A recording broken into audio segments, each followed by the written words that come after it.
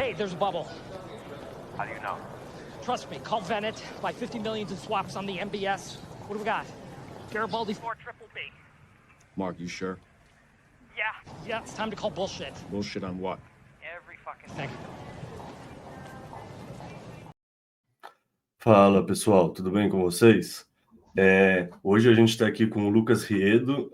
Conheci ele, quer dizer, já conhecia de vista de redes sociais, esse tipo de coisa há alguns anos, daí para minha surpresa virou Bitcoiner mais recentemente. Conheci ele, fomos numa churrascaria com o Bernardo, trocamos uma ideia, vi ele na SetsConf, daí chamei ele para trocar uma ideia aqui. Então, cara, bem-vindo, tudo bem com você?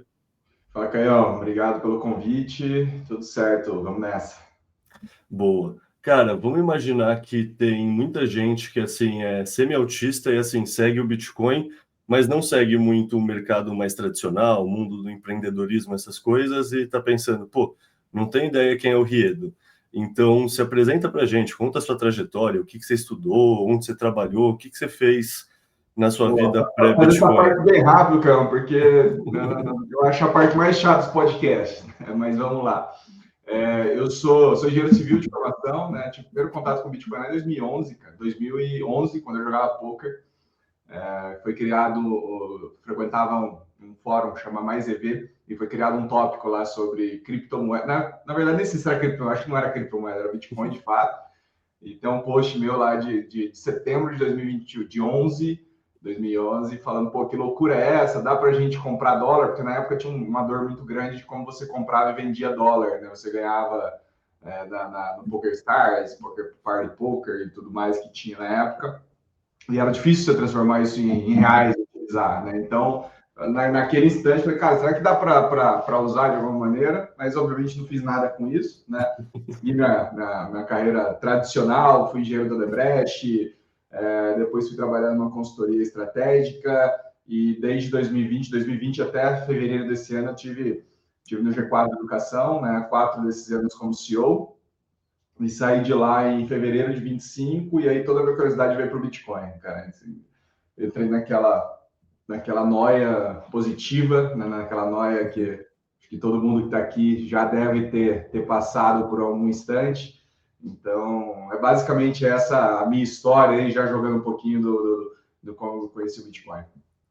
Boa. Cara, eu acho que faz sentido, você falou assim que você já ouvia falar desde 2011, assim, desde então, pô, teve 2017, 2020, 2021, teve uns momentos que acho que todo mundo de fora do ecossistema, sei lá, foi chamado a atenção que existia esse ecossistema, que estava pumpando, etc. Por que você acha que você só teve essa curiosidade em 2025? Ou antes você tinha curiosidade e não tinha tempo para ir atrás? Cara, as duas coisas, cara. Assim, desde 2020 que eu só compro Bitcoin. Então, por mais que eu não estivesse envolvido no ecossistema, por mais que eu não estivesse colocando muitas horas por dia para estudar, ler notícias e tudo mais, eu já sabia da tese, né? Eu compro Bitcoin a partir de 2020, principalmente, cara, porque eu tinha um risco, eu já via que tinha um risco muito grande no G4, né? A gente tinha uma empresa... Naquela época, o meu maior medo, na verdade, era ser anti-woke, cara.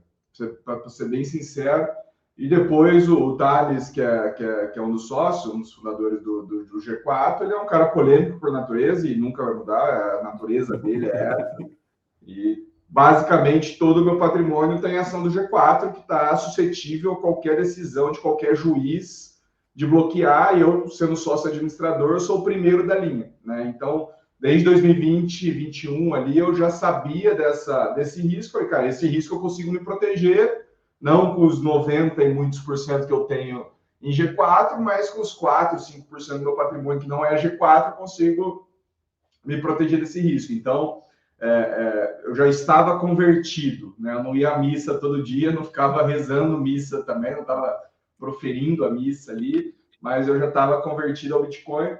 E antes disso, cara, eu passei por todas, mas é aquela passagem tradicional, né, cara? Você tem um dinheirinho ali, você coloca, e quanto que deu? Deu 12, nossa, mas tem aquela outra que subiu 72, e agora eu vou me alavancar, e, putz, eu preciso viajar agora, vou pro Réveillon em Pipa, vou pro Réveillon em Jeri, eu preciso arrumar um dinheiro, deixa eu vender aqui que eu tenho 10 mil reais aqui, sabe? Então foi muito...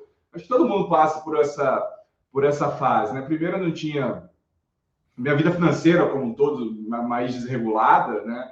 Gastava mais, depois economizava aqui, aí caiu um bônus ali, 13º, enfim, tudo. Acho que é aquela vida tradicional, né? Todo mundo pelo menos passa por isso. A partir do momento que começou a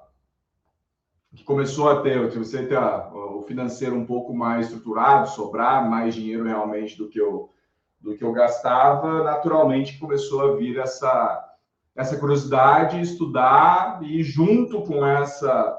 E até uma coisa que a gente conversou lá na Satisconf, né? Entrar no ecossistema, ou ter essa cabeça de Bitcoin, ela depende primeiro de uma função do interesse, que quase sempre vem pelo preço subir, né? Muito difícil você despertar interesse quando está caindo 30%, 40%, 50% andando de lado. O interesse vem na hora que você ganhou dinheiro, você escutou que teu primo ganhou, você escutou que tem um outro cara ali que fez isso aqui.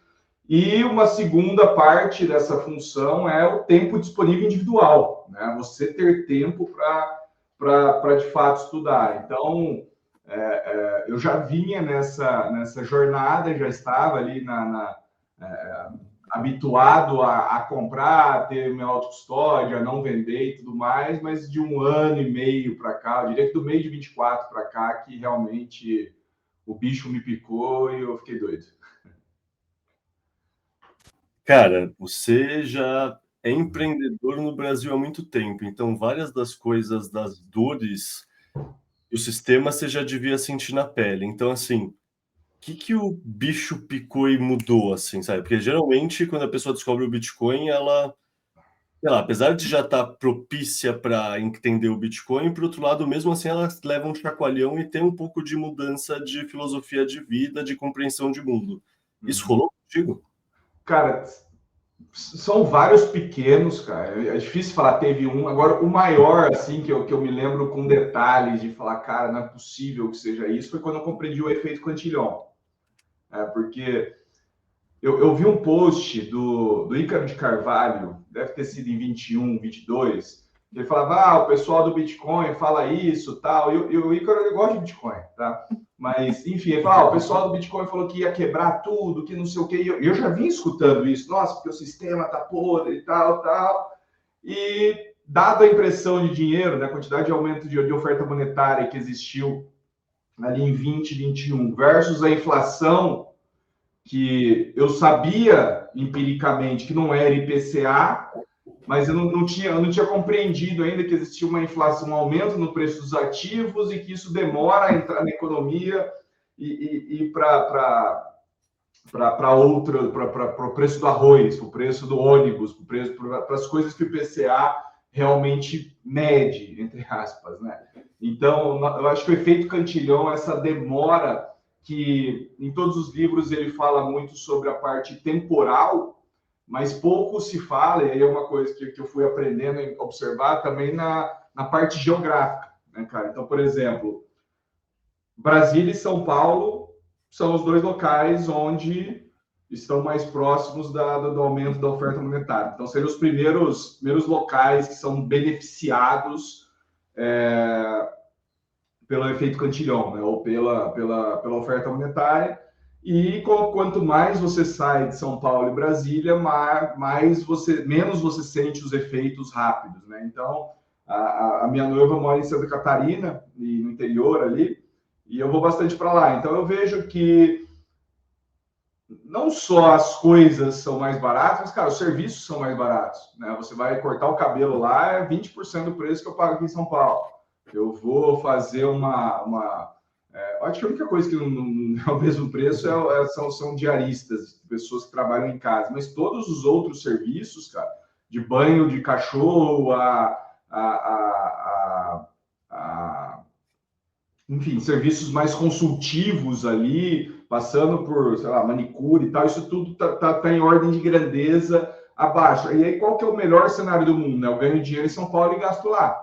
Que aí eu estaria me beneficiando do efeito Cantillon. Então, eu acho que esse é o principal coisa que eu aprendi, assim, que eu falei, cara, isso aqui faz muito mais sentido do que parecia muito mais real. E aí, na hora que você vai olhar para preço de ativos imóveis, que são um pouco mais escasso, você vê que está muito próximo da evolução de M2, né? Então, esse eu diria que foi o assunto que mais me picou ali, cara.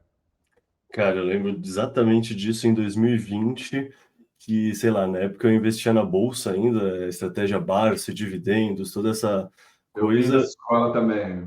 Então, escola Baster, etc. E aí, cara, eu lembro claramente que o IPCA tinha sido 7 ou 6%, qual é o nome? IGPM tinha sido 32, 35 e o M2 tinha sido 35, 40. E assim, refletia muito mais a realidade o 35, 40, o 30 e pouco do IGPM do que o IPCA. E eu falei, caralho, olha só, não é só a teoria E da sabendo que o conspiração GPM mesmo. não pega nada de ativos também, né? Pega muita variação do dólar.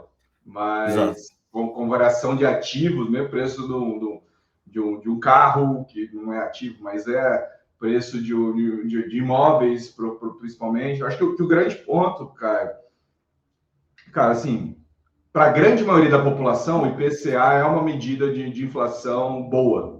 Ela reflete realmente ali a inflação. Mas, cara, para você, para mim, para grande parte das pessoas que está aqui escutando, cara, não faz a mínima diferença na nossa vida se o arroz subiu de R$25 para 28 no supermercado, um saco de arroz. Se o ônibus subiu de 5,20 para 5,40, não é só 20 centavos. Para a gente não faz diferença, a gente tá já passou da fase que isso fazia diferença. Então, para mim, o que faz sentido é ativos, cara. Eu quero comprar coisas, eu quero comprar imóveis, eu quero comprar empresas, eu quero comprar, fazer viagens que estão atrelados a outros índices, né? Então, momentos que você percebe isso, e você vê que basicamente todo o sistema financeiro está lá falando de CDI, IPCA mais... Nossa, que ninguém bate IPCA mais 7, que ninguém parece... Óbvio que ninguém bate IPCA mais 7, então eu tô comprando merda, né, cara? Então, esse é a minha Red Pill, com certeza. Boto fé. Cara, aí você falou por cima da G4, assim, no fundo, eu te convidei para conversar hoje aqui bastante por conta da sua palestra da SetsConf, que foi sobre a Revolta de Atlas, que é um livro que é um dos meus favoritos. Quando você contou para mim que você ia falar sobre ele, achei ótima ideia. Só que, assim, faz sentido caracterizar mais o Lucas Riedo empreendedor para ver que tem, sabe, que faz sentido você afirmar as coisas que você vai afirmar sobre a Revolta de Atlas. Então, assim, como é ser empreendedor no Brasil? E eu te pergunto isso porque você foi CEO de uma empresa, e não só de qualquer empresa, mas uma empresa focada em educação para empreendedores, né? Então, eu imagino que você entenda essas dores do empreender no Brasil mais do que a grande maioria das pessoas. Até um ponto antes disso, né, antes de conhecer essas pessoas, o G4 teve um crescimento muito rápido, né, cara? A gente saiu ali a empresa foi criada em 2019, em 2020 a gente faturou 20 milhões, que foi quando eu assumo como CEO, e passamos de 20 para 50 no ano seguinte, 130 no outro, 207 no seguinte, ano passado 315, e esse ano aí, se não chegar em 500 milhões, vai ficar bem próximo. Eu continuo como sócio, né? Apesar de não estar mais no dia a dia, eu ainda sou sócio, ainda dou aula, tudo mais. Então, a gente passou por muitas das fases do empreendedorismo, né? Desde estar lutando ali, putz, vamos comprar uma geladeira para o escritório ou não, no momento de saída do Simples, queria mais um CNPJ aqui, agora a gente é lucro presumido, agora já vai para o lucro real, agora tem que ter um sistema financeiro mais robusto, agora aquela contabilidade que atendia a gente já não consegue mais atender, a gente precisa de internalizar o time contábil, enfim, a gente passou muito rápido por cenários diferentes de empresas e por economia bem diferente também, né? Eu entro ali no momento em que a gente tinha perdido 92% do faturamento, em março de 20, perdemos 92%, sendo que 95% da nossa receita estava ligada a entregas presenciais, no momento que a gente não poderia fazer. Passamos por um breve respiro no fim de 2020, 21 vem aquela segunda onda, Omicron, não sei o que, fecha tudo de novo. Depois 21, ainda ninguém sabendo o que está acontecendo. 22 tem ali, pô, a economia está melhor, as coisas vão melhorar, tal. Pô, 23 vem Lula, todo mundo segura dinheiro de novo, enfim. Então, todas essas foram vários 50 anos em 5, né? Trazendo um pouco de JK aí para o papo. Então, a gente conseguiu, a gente passou por várias dessas fases em um tempo muito rápido, eu tive à frente em boa parte dele, então sofri muitas dessas dores que a gente vai falar daqui para frente. Além disso, o nosso trabalho é ensinar outros empreendedores a como navegar nessa seara, como navegar nesses problemas, o que deveria fazer. Então, eu tive a oportunidade de conhecer, de ouvir falar de milhares, de conhecer ali centenas e de me aprofundar em, pelo menos as 200 empresas ali. Eu tenho propriedade para saber de margens, de problemas e tudo mais, são pessoas que acabaram ficando mais próximas. Então, eu tenho essa visão, não vou dizer 360, mas essa visão mais aprofundada, mais como é que fala aqui? Não é periférica, ao contrário de periférica. Mais granularizada de fato, a economia, de que essas pessoas realmente sofrem, o que eles estão passando, quais os problemas e as dores. Perfeito. Então, como é ser empreendedor no Brasil? Quais são essas principais dores? Cara, tem uma metáfora que eu escutei um tempo atrás, que é mais ou menos assim, né? O jogo é o basquete, né? Então te passam todas as regras do basquete, você não pode andar com a bola, você tem que arremessar para fazer pontos, dentro do garrafão ali você faz 2, fora do garrafão faz 3, então você está jogando basquete, de repente o juiz apita, não, mudou o jogo, agora não é basquete, é futebol, você está dentro da área e, aliás, você está com a mão na bola, então é pênalti para o adversário. A empreendedor, basicamente, no Brasil, é basicamente isso, né? Tudo que você sabe, todas as regras foram colocadas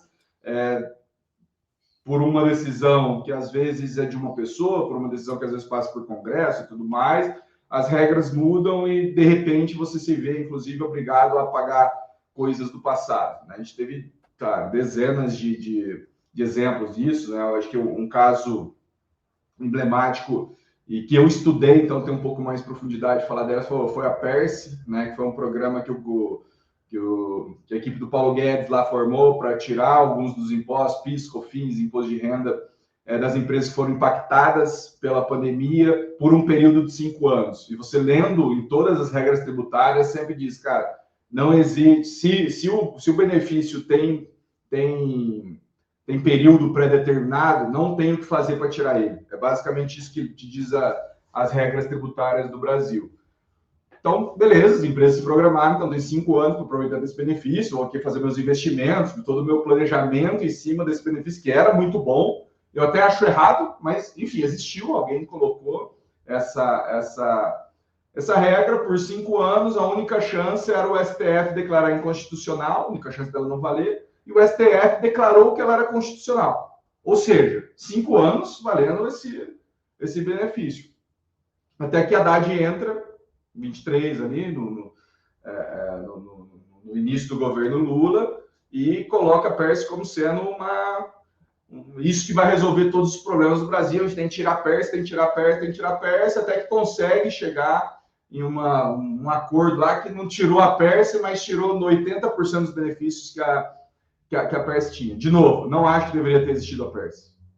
Cara, a pandemia aconteceu e, cara, tem que quebrar alguns para que a economia volte a se rearranjar e no futuro esteja mais forte, sabendo que algumas pessoas vão sofrer. Mas aconteceu e tomaram uma decisão de ajudar essas pessoas que foram prejudicadas, tiveram seus negócios ali, principalmente ligados ao setor de eventos, né? Eventos, empresas de aviação e tudo mais. As empresas tiveram esse benefício e, de repente, ali em coisa de 6 meses, mudaram todo o planejamento. Ou seja, aquelas pessoas que se programaram para esses 5 anos, fazendo investimentos, principalmente, trazendo mais time, elas acabaram sendo... enfim, não sei nem a palavra aqui para utilizar, mas acabaram tirando isso delas. E, cara, isso é um exemplo, né? Agora a gente tem dividendos aí sobre mais 10%, além dos 34% que a gente já paga, além dos 9% lá na Receita, que no fim do dia 70% do valor gerado de uma empresa vai para o governo, e geralmente 10%, 12% fica para o empreendedor. Agora você tem que pagar mais 10%, e isso eles mudaram. Agora foi sancionada ontem, né? Não sei se o Lula sancionou ontem ou passou do Senado ontem, enfim. Ontem realmente foi o ponto final. Então, a partir de 1º de janeiro, ou seja, daqui 33 dias, já está valendo. E mesmo assim não tem todas as regras ainda da Receita, como que isso vai ser feito. Então, Tudo que o governo faz com relação ao imposto é para arrecadar mais e o lugar que tem, que é mais lógico, cara. Se você partir do princípio que o objetivo de um governo é conseguir mais votos, não é arrecadar mais, não é gastar mais. O objetivo de um governo é conseguir mais votos na próxima eleição.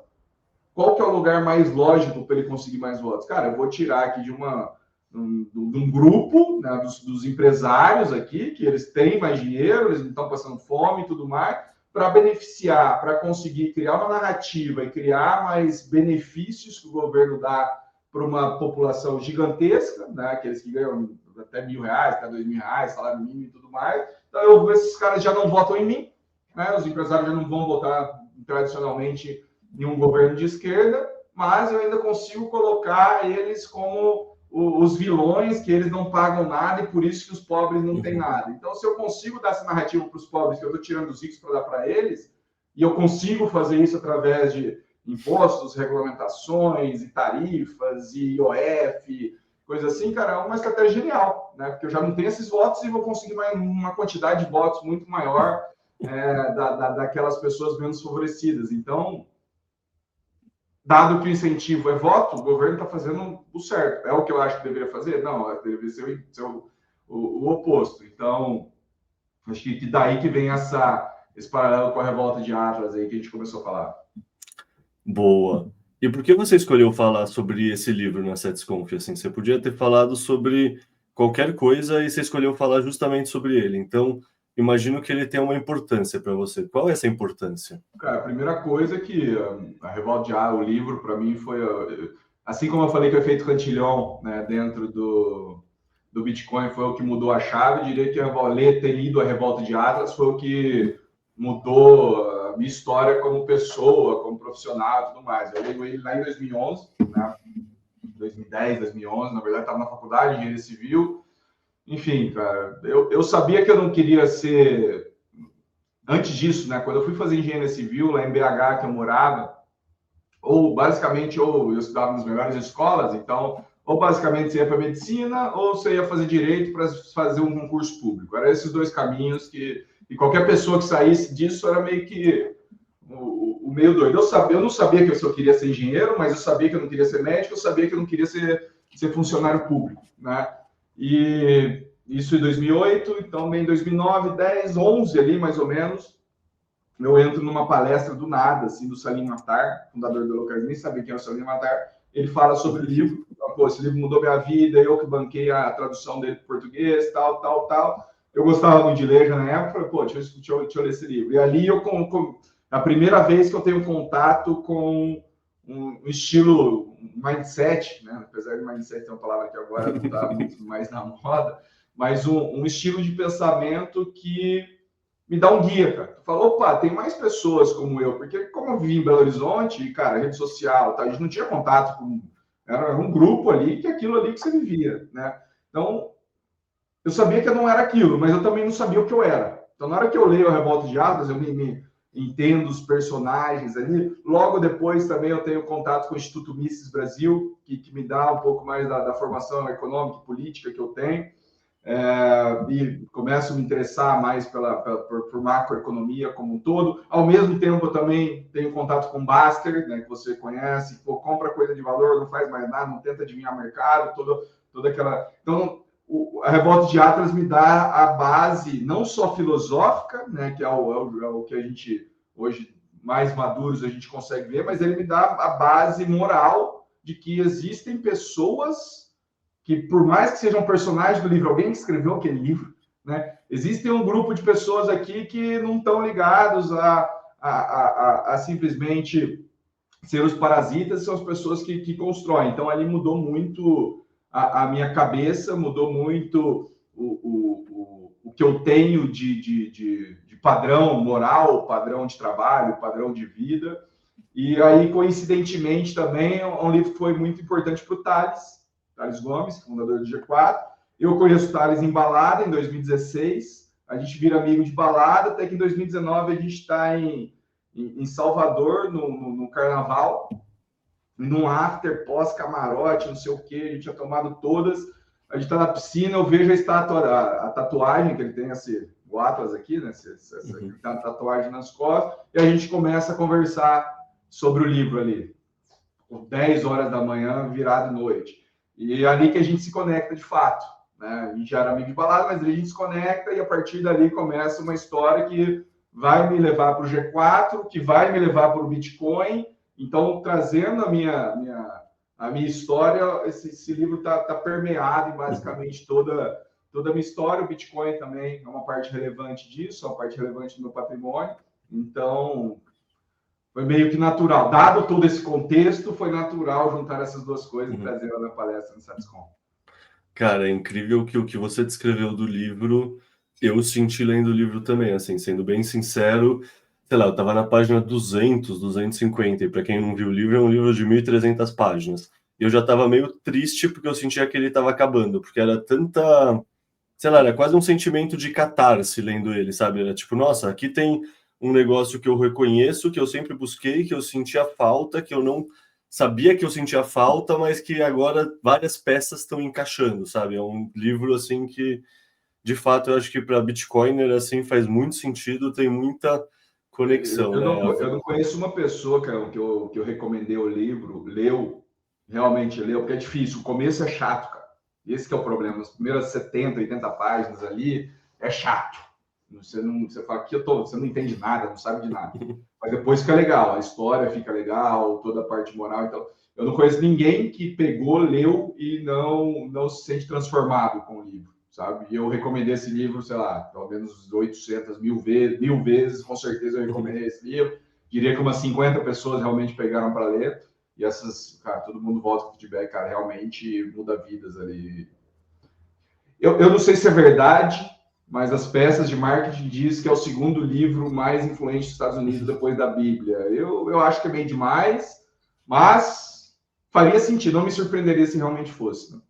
Eu não duvido, porque assim, ele não precisa ser o segundo mais vendido para ser o segundo mais influente, né? Vamos falar que, de fato, só o Vale de Gaut está lendo a Revolta de Atlas lá nos Estados Unidos, e é o Peter Thiel, e é o Zuckerberg, é o Elon Musk, etc. Pô, ele tem uma influência muito desproporcional à tiragem dele, se é esse o caso, e me parece ser esse o caso. Assim, eu nunca vi uma pessoa que não tem esse pensamento mais libertário, mais builder, mais construtor, recomendando esse livro, sabe? É um livro que acho que está muito alinhado a um certo perfil de personalidade, vamos falar assim. Concordo. E mais que personalidade filosófica, né, cara? Não, sem dúvida. Personalidade, eu acho até que não, cara. Personalidade, eu acho que, dado todas essas quantidades de pessoas que eu já recomendei, acho que personalidade, independente da personalidade, a pessoa gosta, mas esse padrão moral, filosófico, acho que é isso que une mais do que o resto.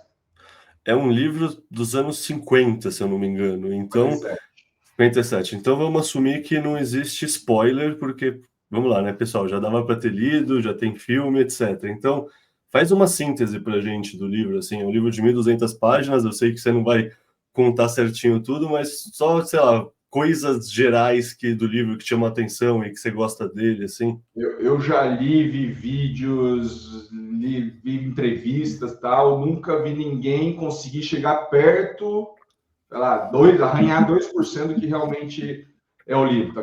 Porque é uma história, chama novela, o gênero literário, na verdade, é uma novela, né? Então, não dá para você resumir nada, né? As complexidades dos personagens, enfim. Mas, basicamente, dito isso, é impossível chegar perto de qualquer... Né? Ele descreve ali um mundo onde existiu, nos Estados Unidos, na verdade, né? Onde existiu um crescimento econômico, onde vieram as ferrovias, veio o aço, veio o petróleo. Então, existiu um crescimento econômico anterior ao livro. E no momento que a história começa ali, é basicamente uma tentativa desenfreada dos governantes, onde não necessariamente são os governantes, presidente e tal, mas é o cara da associação disso, associação daquilo, o bem comum, não sei o quê. Eu gosto mais de falar dos saqueadores. Os saqueadores são todos aqueles que não produzem muita coisa ou produzem pouca coisa e querem ter os benefícios daquelas pessoas que produzem e inventam as coisas que acontecem no país. Então, um dos exemplos ali no livro é o metal Hirden, né? O Hirden é um personagem que tem uma siderúrgica, então ele produz aço, arruma outro jeito de fazer aço, que é um aço mais resistente, mais leve, mais barato de ser feito. Obviamente, aquilo é segredo industrial, né? Ele começa a vender aquilo, e aí vem mídia falar, putz, isso aqui não presta, isso aqui vai acabar, vai cair, não dá para uma ponte ser desse peso, olha a estrutura. E aí as coisas começam a acontecer, aí vem o cara e fala, nossa, mas se todo mundo tivesse o metal Hirden, a gente ia poder construir casas mais baratas. Então, o governo deveria obrigar que o Hirden oferecesse os segredos. Enfim, acontece isso com metal, acontece isso com petróleo, acontece isso com a ferrovia, sempre com o objetivo de ajudar os mais pobres. Né? Nossa, a gente tem que lutar contra a desigualdade. É basicamente o que a gente tem do país. Por isso que eu li o livro 11 vezes, tá? Eu tinha o hábito, até 3 anos atrás, eu tinha o hábito de ler uma vez por ano, eu quero ler ele agora de novo também, mas eu li ele 11 vezes, então, assim, cada vez que você lê parece mais atual. Basicamente, porque os ricos têm muito, esses caras não pensam no bem comum, eles só querem dinheiro, eles só querem enriquecer, e o mundo vai podando essas pessoas, e essas pessoas começam a sumir. Né? Então, na hora que começa a chegar lá no cara do petróleo, vamos apropriar, tal, ele vai lá, explode tudo, não mata ninguém, paga todo mundo, sai sem dever nada, mas some. Então, ninguém tem direito a explorar aquilo que ele descobriu. O cara da mina de cobre, mesma coisa. Vocês querem explorar? Beleza, pode escavar aí. Ó. O cobre está dentro dessa montanha, vai lá e pega e some. Então, é uma sequência dos produtores sendo sumindo, né? E a gente não sabe, né? A gente passa 1000 páginas sem saber por que eles estão sumindo.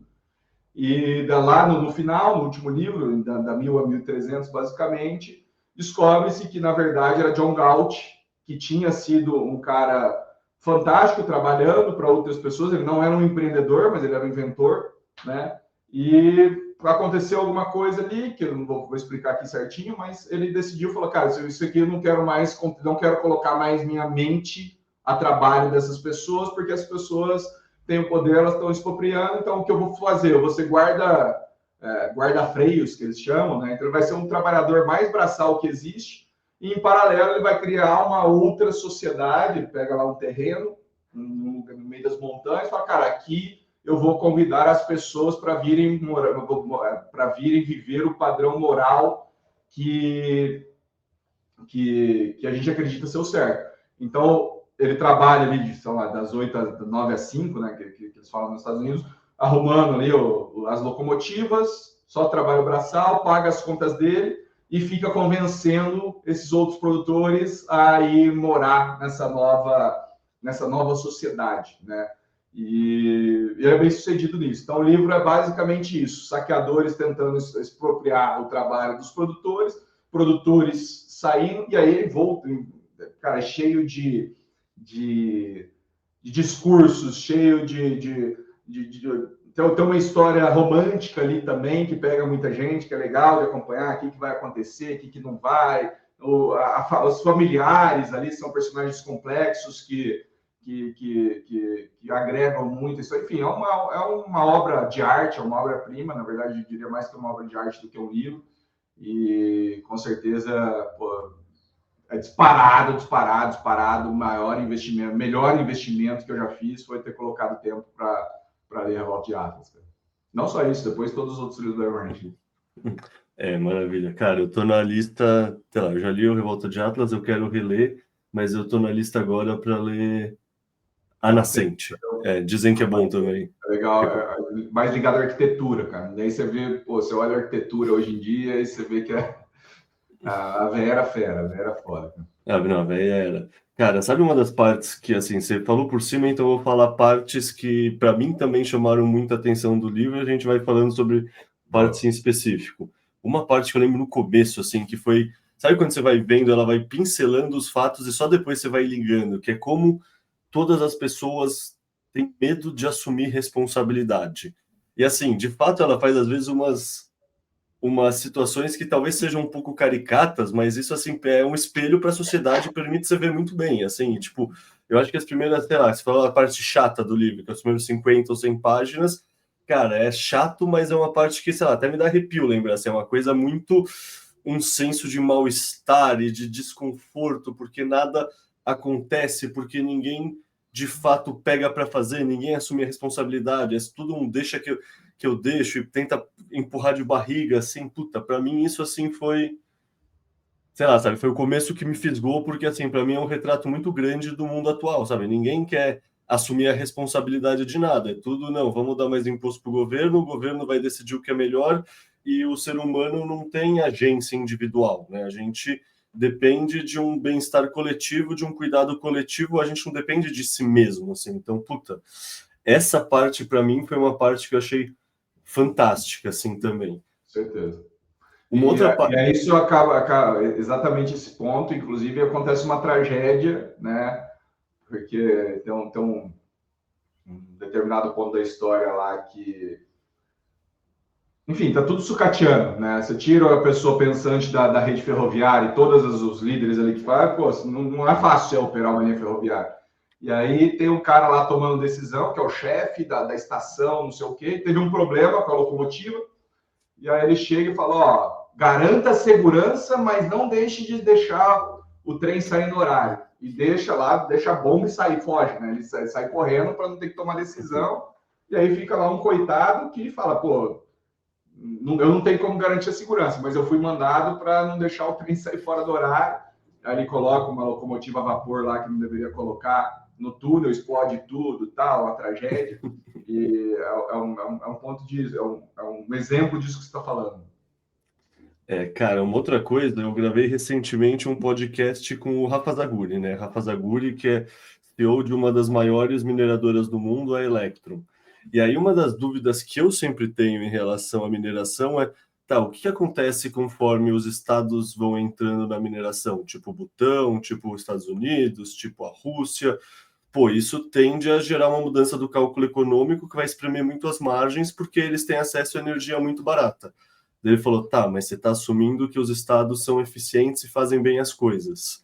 E é verdade, eu estava assumindo isso, e isso de fato não necessariamente é uma verdade. Energia barata, né, cara? Desculpa? Se pensar, eu não sei se eles têm acesso à energia barata de fato, mais do que a população daquele local.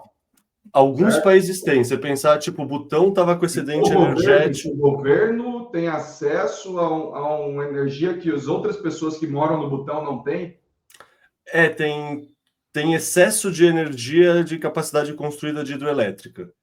Tá, então eles têm isso. Está no preço da energia do Butão, certo? Eles ligam as máquinas e mineram mais. Porque assim, você pode pensar que essa energia tem custo zero. Tipo, é que nem, sei lá, na rede do Texas atualmente, é que nem... Sei lá, enfim, mas tipo, o ponto macro, assim, é que, tipo, puta, talvez os estados não precisam lucrar, eles podem fazer isso só por segurança geopolítica, então eles não vão fazer as coisas necessariamente da melhor maneira possível. Só que aí, tipo, tem um ponto muito, assim, sei lá, por exemplo, a Venezuela se apropriou de várias operações de mineração. Será que essa operação 1 ano depois, 2 anos depois, 3 anos depois se manteve eficiente? Não se manteve. As placas... Isso é um fato, não se manteve. É um fato. Tipo, não tem a mesma manutenção, não tem a mesma infraestrutura. Mas eu não tenho nenhum fato. Não, é um fato. Tá. Quer dizer, é um fato de boca a boca, né? Eu não entrei na Venezuela para averiguar. Mas isso é exatamente o que a Ayn Rand retrata no livro, né? Que, assim, tipo, é a fuga de cérebros mesmo, é a greve de cérebro mesmo, porque o cérebro sair do lugar, não adianta você depois tentar colocar uns brutamontes, um pessoal que roubou o recurso na força, para tocar a mesma operação. Não é assim que funciona. E, querendo ou não, isso é muito interessante, porque isso não foi... Assim, cara, a loja de salgadinho da esquina, isso já acontece. Imagina, tem zero complexidade. Basicamente, seguir uma receita, colocar lá, não deixar faltar, é o básico. Imagina quando você está trazendo tecnologia, enfim, tomada de decisão de qual pool entrar, faço isso, não faço aquilo, compro essa máquina, ligo essa energia, esse horário, desligo. Como que eu faço manutenção, cara? Pô, eu estive visitando lá a Arthur, né, lá em Ohio. Porra, a complexidade na operação do que, cara, qual que você está ligado, qual que vai parar daqui a pouco para fazer manutenção preventiva, aquela ventoinha parou de rodar, cara. Não é só ter energia barata, né? Exato. Então, e é muito doido como o livro retrata isso muito bem todas as vezes que... É o que você falou, tem o cara da indústria do petróleo, tem o cara da indústria de mineração, eles vão sumindo e eu não lembro se é no livro, mas eu acho que é no livro, porque eu li uma vez só, eu não li 11 vezes que nem você, eu li em 2022, mas eu acho que uma delas o pessoal tentou manter operando e não conseguiu, não tinha capacidade porque não tinha conhecimento. E assim, é triste o que eu vou falar agora, mas isso em parte é um retrato da sociedade ocidental como um todo. Tipo, a gente tem menos capacidade, por exemplo, em engenharia do petróleo do que a gente tinha 5, 10 ou 20 anos atrás.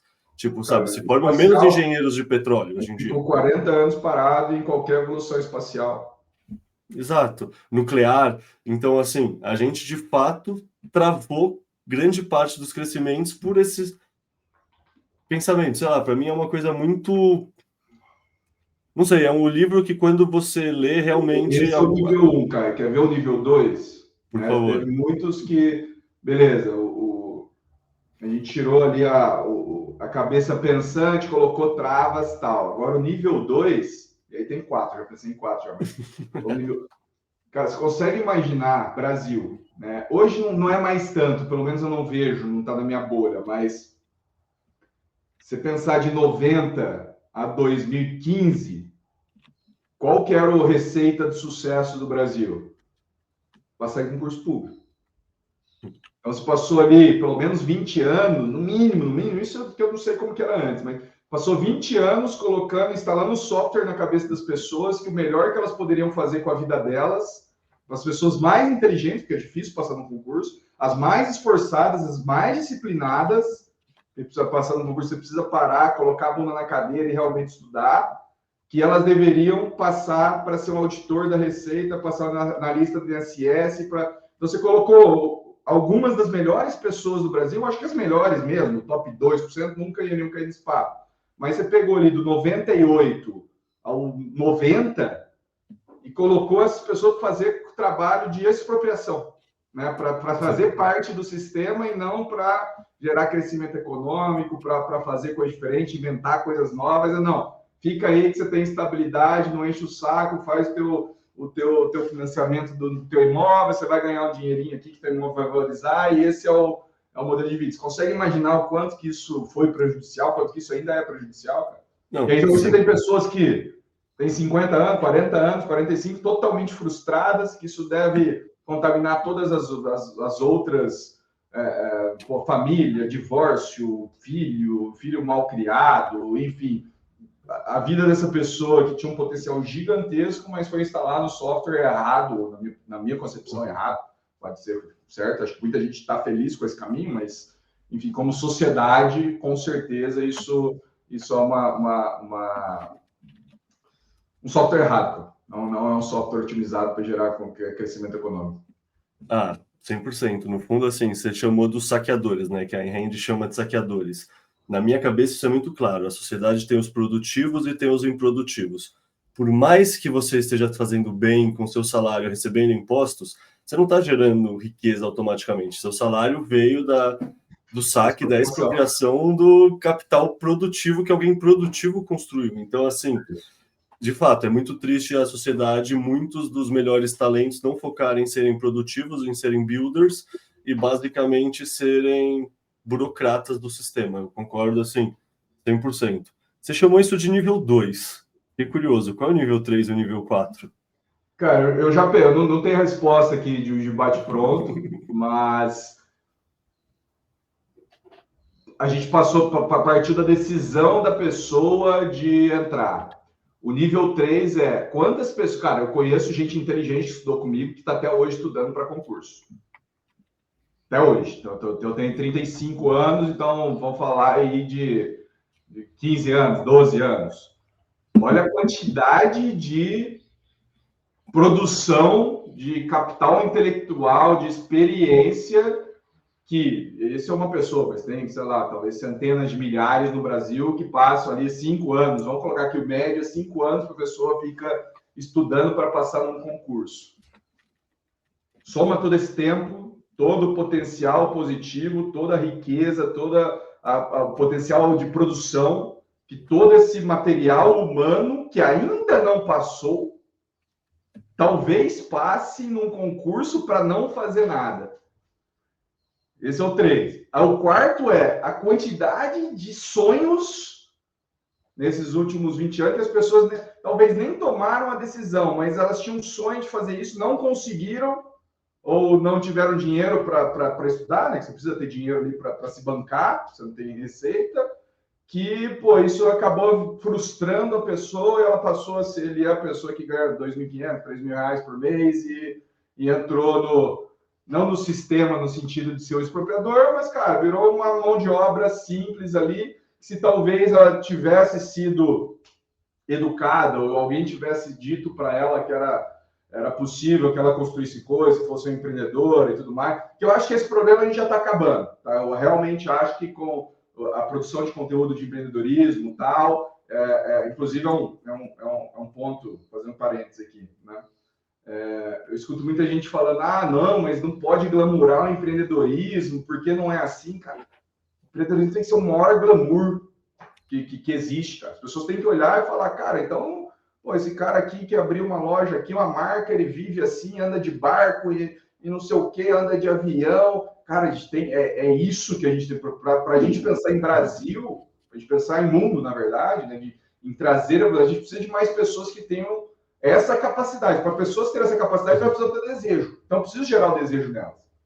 Então, vem do desejo. Eu preciso gerar o desejo, por mais que não seja fácil, por mais que tenha problema pra caramba, por mais que muita gente se foda, não consiga, não tenha a capacidade de chegar, a gente precisa colocar essa peça fundamental para que as pessoas vejam, sabe? E convenhamos, é melhor glamorizar alguém que construiu o seu próprio sucesso e beleza, tá vivendo uma vida de rico porque construiu, ou a Virgínia incentivando o Tigrinho, ou o Vini Júnior porque é jogador de futebol. Pô, a pessoa que vai lá e constrói do zero um negócio com a própria mão... São bonito. Foda é o cara do funk, cara. Glamorizar o Teime. Aí é o... Virgínia, pô, tem a marca dela lá, que é o E-Pink, né?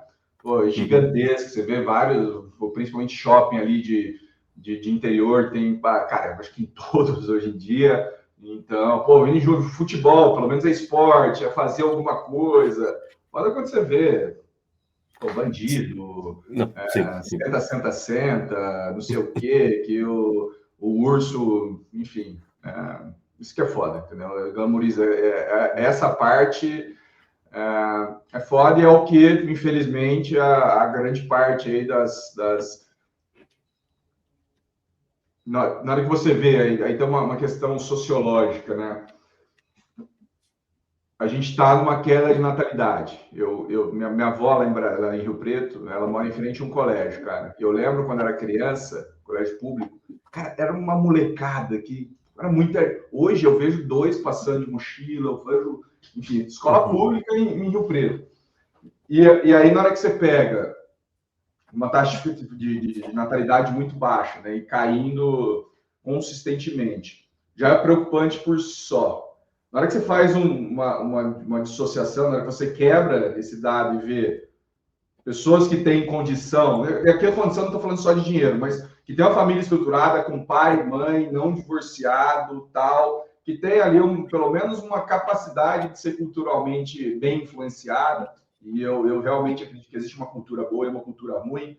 Muita gente que não acha isso, eu acho, existe coisas boas, existem coisas ruins. E a quantidade de crianças que, porra, crescem em um lar totalmente desestruturado, no meio de favela, com essas influências, tendo... o jogador de futebol, para ela, se fosse todo mundo um jogador de futebol, ainda estaria bem feliz. Mas, pô, tá o bandido, é o cara que trafica, é o cara que roubou moto e dá rolê e sai fazendo barulho. Então, a taxa de natalidade abaixo já de 2,1, que é o mínimo de replacement, né? De manter a sociedade. Você pegar quem tem condição, qual que é essa taxa de natalidade, quem não tem, qual que é essa taxa de natalidade, é perigoso. Então, quanto mais a gente conseguir glamourizar o empreendedorismo, que é uma coisa que eu acredito que é melhor para a sociedade do que um cantor de funk, melhor. Não, sem dúvida. Cara, você falou que você leu não só a Revolta de Atlas, mas vários outros livros da Ayn Rand. Então, imagino que você goste também da filosofia dela, né? Do objetivismo. Como você explicaria para um leigo o que é o objetivismo e por que você gosta do objetivismo? Cara, para um leigo... Se você quiser explicar para um não leigo também, sinta-se à vontade. Eu tô pensando mais em uma criança de 5 anos. Eu acho que o básico é tudo que acontece na sua vida é sua responsabilidade e você não tem que esperar que ninguém venha te socorrer ou te dar alguma coisa, ninguém te deve nada. Então vai lá e faz o melhor que você pode, seja egoísta, né? Egoísta no sentido de não, quero que todo mundo se foda, se eu me dá bem, não necessariamente, mas você pode querer isso também. Mas olhe para você antes de olhar para como mudar o mundo, como você vai ajudar as pessoas, tal. Ajuda você e aquelas pessoas que estão próximas. Acho que essa é a explicação mais simples que eu consigo pensar, né? De novo, pô, acho que é super profundo, acho que toda filosofia é super profunda. Você precisa realmente ler ali o básico para conseguir chegar nela, mas é basicamente, cara, é você e ninguém mais tem responsabilidade nenhuma, só teve seus pais lá atrás e acabou, entendeu? Acho que é uma síntese ótima. No fundo, cara, é bem por isso, né? No fundo, sei lá, é coisa da não responsabilidade de novo, que a gente falou agora há pouco, assim, tipo, para mim, esse pensamento de que, não, você é o agente da sua própria vida, sabe? Eu já tive isso muito dentro de mim, porque eu cresci num colégio alternas que o pessoal acreditava muito em signos, destino, essas coisas, isso me... Signos. Signos, sabe? Coisas que me incomodavam, assim, sabe? Por quê? Porque para mim, assim, não, eu sou o agente da minha própria vida, se eu fizer uma coisa bem feita vai dar certo, se eu fizer uma coisa mal feita vai dar errado. Óbvio, existe o acaso, existe probabilidades, etc., mas eu prefiro acreditar que eu tô num barco que tá numa tempestade, que eu consigo pilotar o barco do que eu tô à deriva e que eu não tenho influência nenhuma, assim. E, tipo, para mim, isso é muito Ayn Rand, assim, no fundo, eu lembro de conversar acho que foi com o Ivan, do Bitcoinheiros, uma vez, que, tipo, o nome que ela queria para a filosofia dela não era objetivismo, era existencialismo, no sentido existência. Só que já existia o Sartre, a corrente dele, que chamava existencialismo, então não podia ser esse nome. Mas se eu olhar, as coisas que a Ayn Rand fala é, tipo, bem, pô, a realidade existe. Sabe aquela história de que, não, será que a realidade existe ou não? Se uma árvore cai numa clareira de uma floresta e ninguém tá vendo, sei lá, será que ela caiu mesmo? E essas, no fundo, masturbações teóricas filosóficas, no fundo, a Ayn Rand é o oposto disso, ela é objetiva, ela é, tipo, tanto é que as 3 partes do livro, né, a primeira parte do Revolta de Atlas é a não contradição, assim, não, você vai ser fiel ao que você pensa, você não vai se contradizer. 2, isso ou aquilo. 3, A é A. A é uma coisa, acho que é de Platão, não lembro, mas é uma coisa que é bem presente em toda a filosofia dela, essa coisa que não. As coisas Verdade, são como elas verdade. são. Acho que esse é o... E aí, então, traduzindo isso tudo, o jeito que a Ayn Rand traduz isso, inclusive é a oração do livro, né, que é o que está escrito ali, toda pessoa que vai morar no Vale de Gaut, ela é obrigada, o rito de passagem dela é dizer essa frase que é: eu juro por mim mesmo que eu nunca viverei por um outro homem e nem pedirei a um outro homem que viva por mim. Ou seja, eu só vou fazer o que eu achar melhor, segundo a minha verdade, que não precisa ser a mesma que a sua.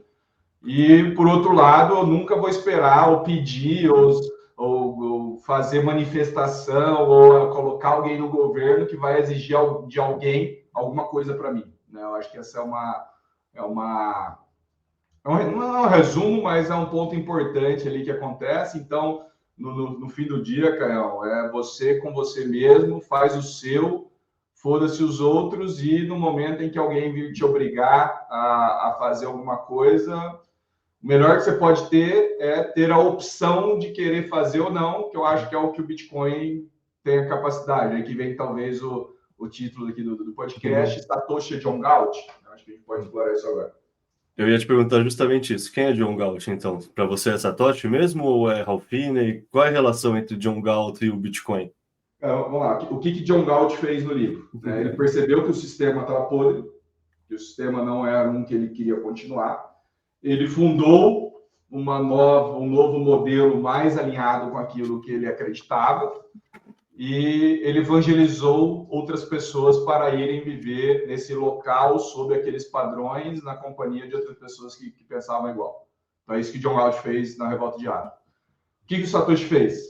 O Satoshi percebeu que existia um problema em como as coisas existiam, principalmente a parte monetária, a parte dos governos fazerem o que quiserem. Ele criou uma solução, né, o Bitcoin. O Bitcoin é uma solução para por um problema monetário, é a melhor solução que vai existir para sempre? Provavelmente não. Hoje, pelo que eu sei, pelo que, cara, dezenas de milhares de outras pessoas também sabem, é a melhor solução que existe para o dinheiro.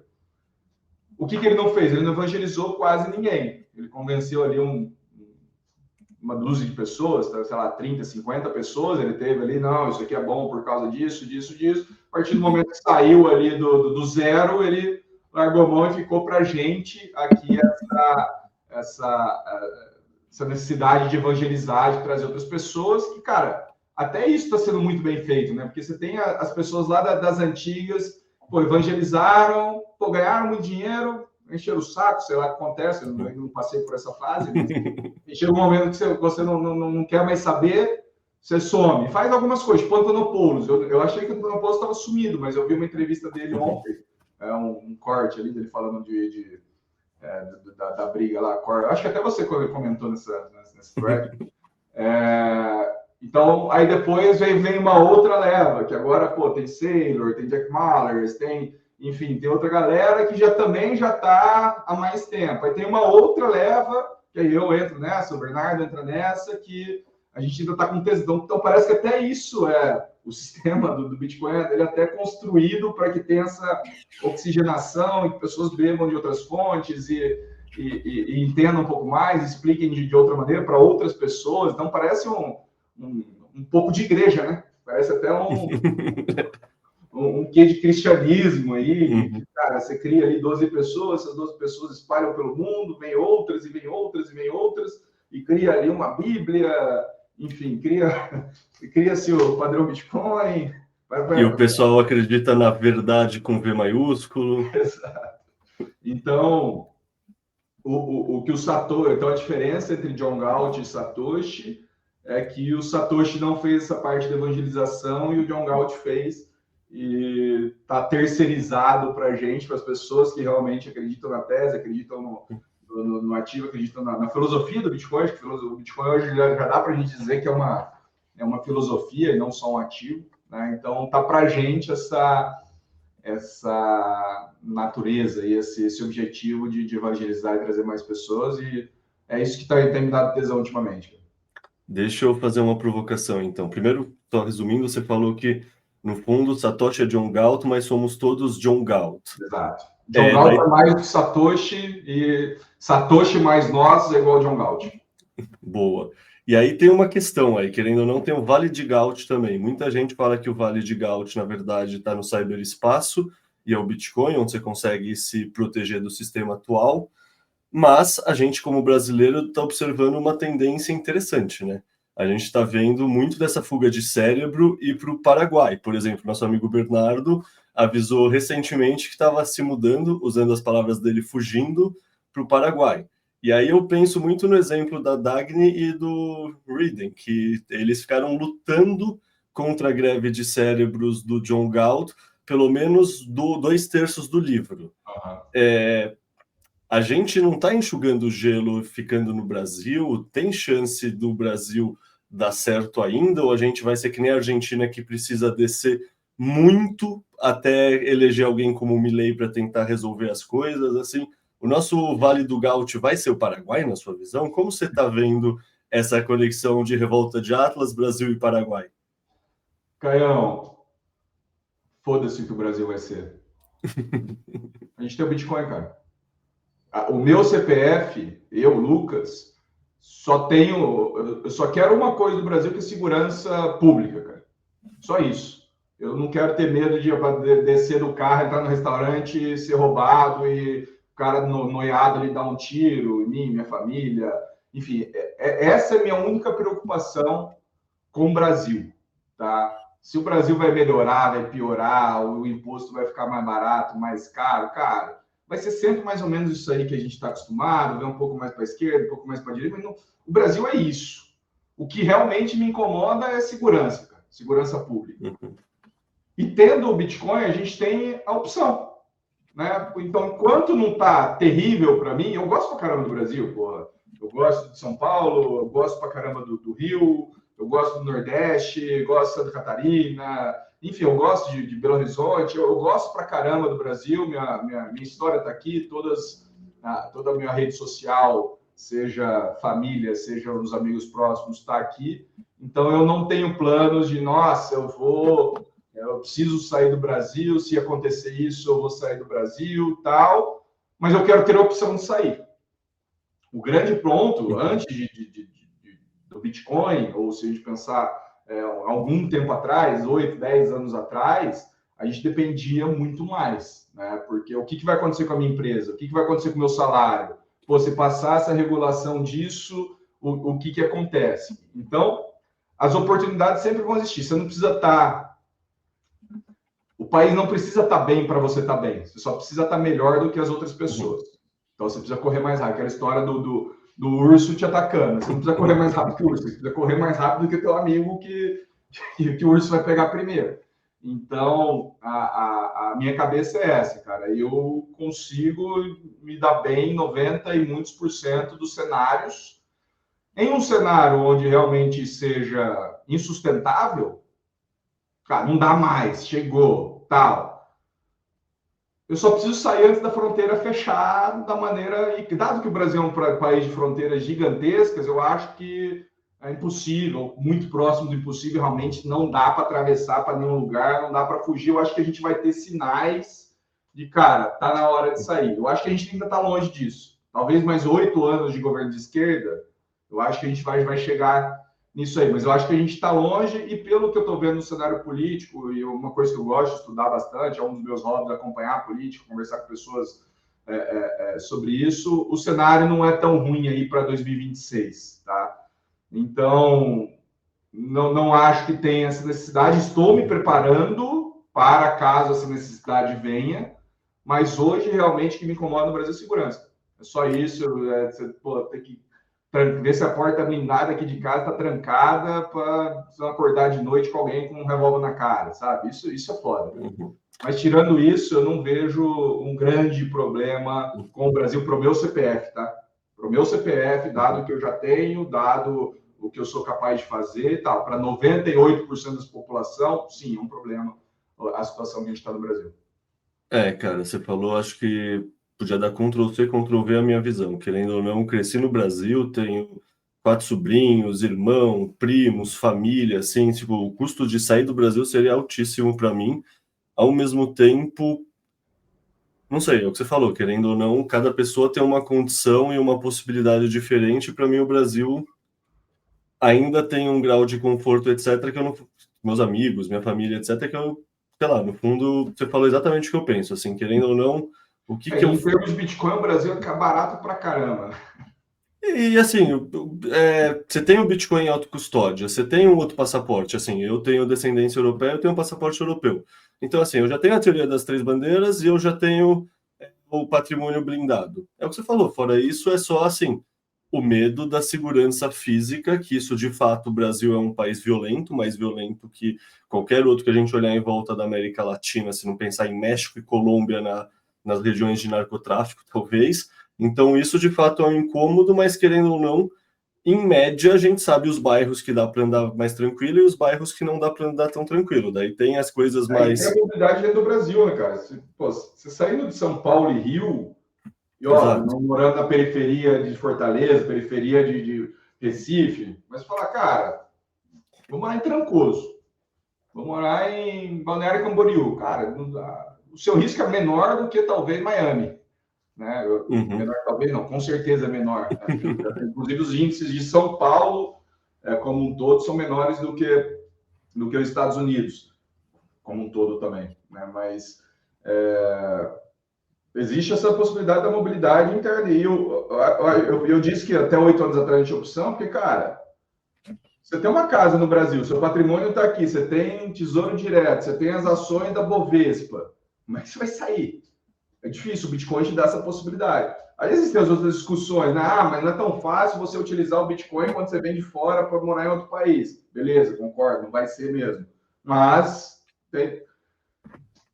você vive bem por eu, pelo menos, conseguiria viver bem, muito bem, por um período de tempo razoável, até me estruturar, pensar no que eu vou fazer, como que eu vou trabalhar, como que eu vou ganhar dinheiro e tudo mais, sabe? Então, O Bitcoin é um seguro. Quando Exato. você tem uma parte relevante, nem diria parte relevante, quando você tem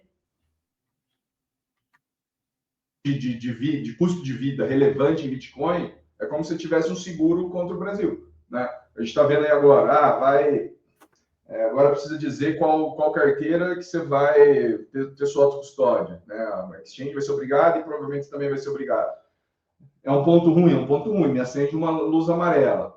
Já ontem saiu notícia de que o Ministério da Fazenda está vendo como tributar criptomoedas. Do que eles estão falando? Estão falando de imposto sobre lucro, imposto sobre transação, imposto sobre posse. Pô, imposto sobre posse, para mim, já é uma luz laranja ali. Laranja escura. Aí de quanto que isso vai ser? 0,5%? Talvez bem um pouco para amarelo. Estaria disposto a pagar 0,5% para não ter encheção de saco? Acho que sim. E achar ruim pra caramba. Vou lutar o máximo, mas não posso fazer muita coisa, mas tudo que eu puder fazer para que isso não aconteça, eu vou fazer. Não vai ser meio, vai ser 5%. Cara, 5% em 3 anos, em 4, 5 anos, você perdeu ali boa parte do que você tem. Para mim já é uma luz preta. Aí realmente seria o trigger de, cara, o Brasil já não é mais para mim. Então, o Bitcoin te dá essas opcionalidades de você entender o que está acontecendo e tomar decisão de acordo com o futuro sem estar muito preocupado do que vai acontecer. Então, por exemplo, para mim é muito claro que imposto sobre câmbio como um todo vai cada vez mais aumentar como um esforço de controle de capital, controle de fuga de capital. Cara, já tivemos um cenário muito claro esse ano. Lula ganhando, eu tenho certeza absoluta que isso vai para 20%, 25%, 30%. Porque, de novo, dá muito voto, cara. Os super ricos querem sair do Brasil sem deixar nada aqui, então eles vão ter que deixar 30% para a gente bancar aqui energia elétrica e gás de graça para o Brasil inteiro. Cara, que lindo essa plataforma. Se meu objetivo é ter voto, eu faria isso. Então, é claro que isso vai acontecer, tá muito claro. Quando, eu não sei, mas isso vai acontecer. Se eu tenho um imóvel, 10 milhões de tesouro direto, mais não sei o que no Brasil, eu ia estar muito preocupado. Tendo Bitcoin, não. Estou preocupado, não muito. Perfeito. Mas relembrando uma coisa que você falou há uns 10 minutos atrás, você falou que você também gosta muito de estudar política, que isso se tornou um ponto de atenção maior recentemente, e no fundo que você não está tão desesperançoso que nem muitas pessoas que você vê do ecossistema do Bitcoin ou da direita como um todo em relação ao Brasil. E agora você falou que o Lula pode ganhar e vai fazer isso, pode não. Eu já ouvi uma tese que eu acho que faz sentido, eu queria a sua opinião, que é a tese que o Brasil é o estudante 5 bola.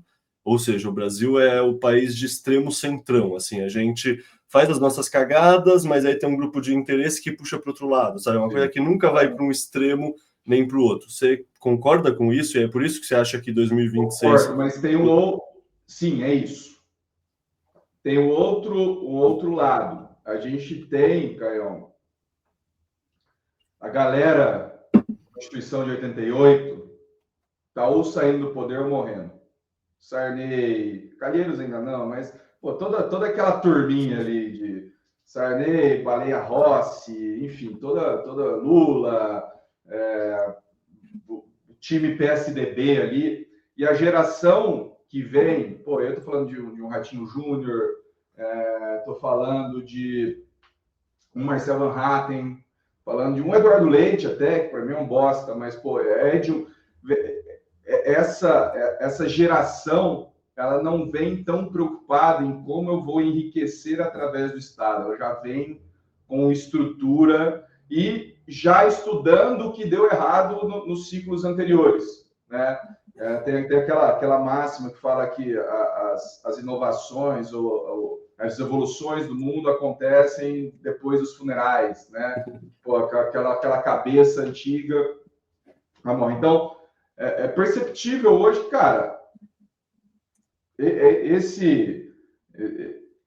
essa linha de pensamento que no Brasil, calculado pelo PT, no mundo, Venezuela, e Chile, Bolívia, e, cara, isso não dá certo. Não dá certo. Não é bom. Não traz crescimento econômico, né? E para essa nova geração de políticos e de sociedade também, isso está muito claro. Então, tem-se um caminho um pouco mais do que a gente convencionou dizer que direita, que não é direita, mas um pouco mais de trazer desenvolvimento econômico primeiro, antes de pensar em distribuição de renda, né? Que o bolo precisa crescer antes de você cortar ele. Então, para mim, é claro, e não é só para mim, existe essa corrente aí de análises, que a gente está no momento do ciclo onde sociedade, e isso se reflete em políticos também, entendem como crescimento econômico sendo o que é o mais importante, muito mais do que distribuição de renda e super rico e todas as coisas que a gente acostumou aí nos últimos anos. Então, vai acontecer nessa eleição? Não faço a mínima ideia, cara. Aliás, eu faço. Eu acho que já começou a se virar. Acho que a reeleição do Lula vem de uma inabilidade do Bolsonaro, basicamente por isso. Mas, para mim, está claro que essa onda de desenvolvimento econômico, não só no Brasil, mas no mundo inteiro, a próxima onda não sei se é o suficiente para não termos PT de novo em 26, até porque eles têm a máquina na mão, eles têm a capacidade de gastar, criar benefício aqui, criar não sei o que ali, eles têm capacidade de caso, não sei se isso é provável, mas enfim, eles estão controlando TSE, STF e tudo mais, então eu não sei o que pode acontecer. Me parece que eles estão muito quietos. O cenário para eles está muito... Eles estão muito quietos para o cenário para eles estar tão ruim, sabe? Não me parece que o que a gente está vendo, o cenário que a gente está vendo, se eles estivessem vendo o mesmo cenário, eles não estariam tão quietos. Então, não sei se eles têm uma carta na manga ou se eles perderam realmente qualquer capacidade de enxergar o cenário. Eu acho que eles têm carta na manga, não sei qual. Eu sempre lembro de um amigo meu advogado que fala que um bom advogado conhece a lei e um ótimo advogado conhece o juiz. E se pensar nas indicações do STF, isso talvez responda um pouco, né? Cara, eu quero acreditar que pessoas que eu confio muito, que entendem muito mais de política e tal, eles trazem um cenário de 40% Tarcísio, 30% Ratinho / outro e 30% Lula. Né? Esse cenário que está pacificado. Eu acho justo, mas daí entra uma coisa muito daquela questão, você toma uma decisão emocional para depois buscar a racional, que inclusive uma das coisas que eu fico tentando o tempo todo me desafiar com o Bitcoin. Né? Dado que eu já gosto, que eu acredito, tá muito fácil pegar todos os argumentos a favor, mas quais são os contra? Onde que eu posso ter tomado a decisão emocional e depois usado a racionalidade para trazer ela? Essa é a minha grande preocupação.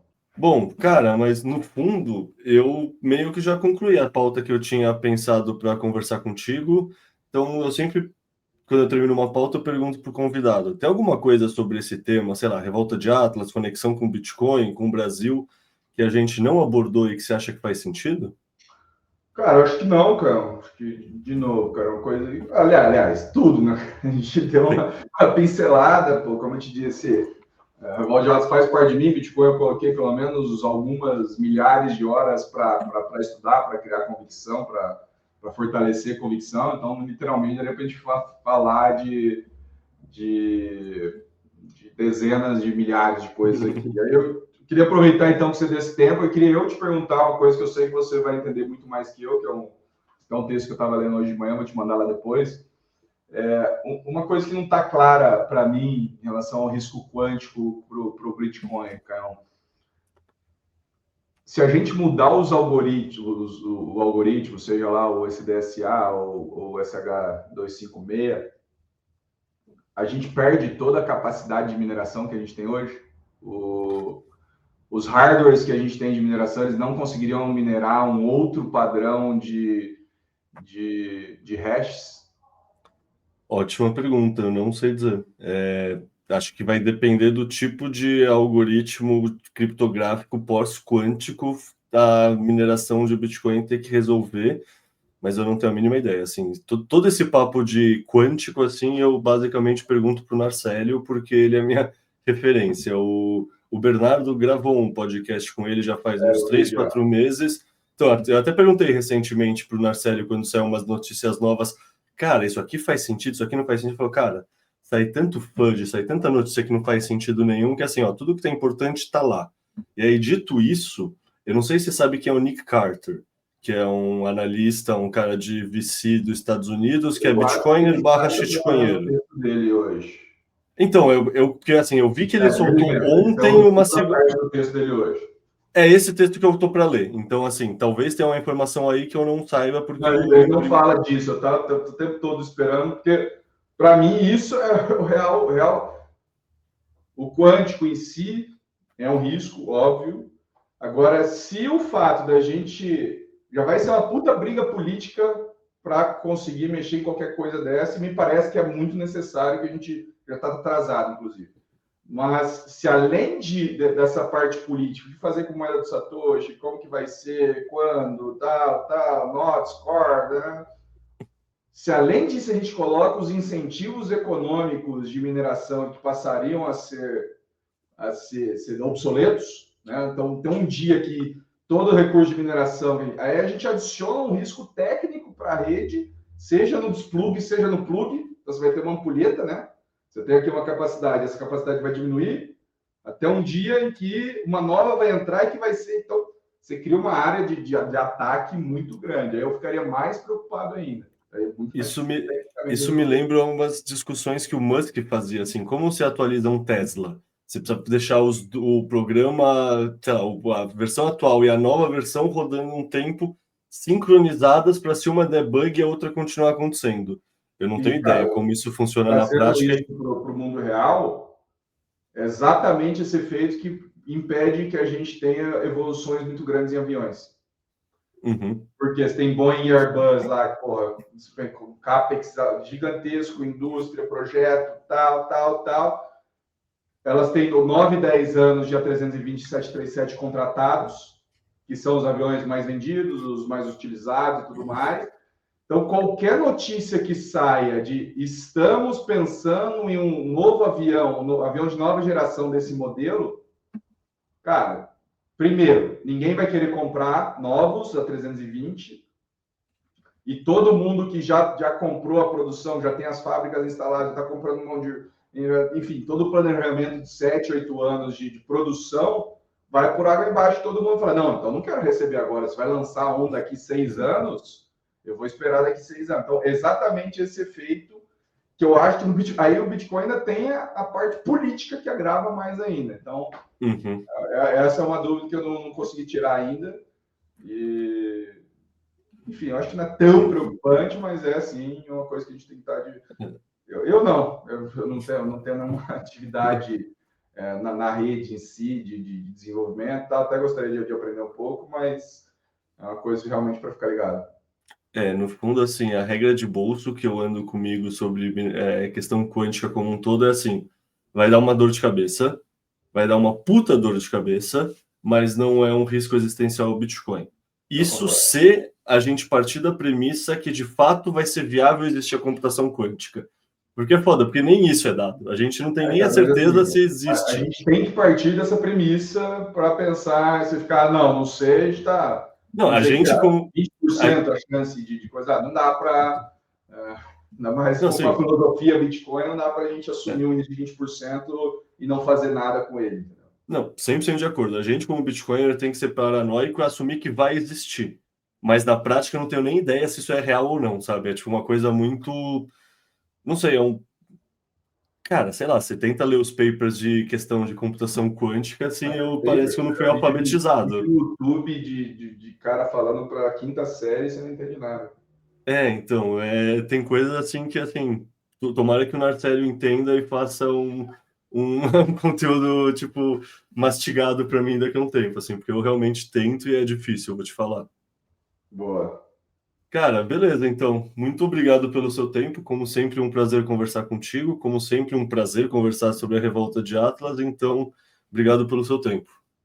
Eu que agradeço, cara, espero que tenha valido essa 1h20. O pessoal, tentei ser o mais sucinto possível, e, se quiser mandar feedback, eu gosto bastante de receber feedback se gostou, valeu o tempo, acho que essa é a pergunta. Você que está escutando aqui agora, valeu essa 1h20 que você dedicou. Manda lá no meu Instagram que vou ficar feliz de saber se tanto valeu quanto não valeu também. E principalmente leia um livro que vale muito a pena. Exato. Valeu, pessoal. Aquele abraço. Abração, tchau, tchau. Hey, there's a bubble. How do you know? Trust me, call Venet. Buy 50 million in swaps on the MBS. What do we got? Garibaldi 4 triple B. Mark, you sure? Yeah, it's time to call bullshit. Bullshit on what? Every fucking Thank you.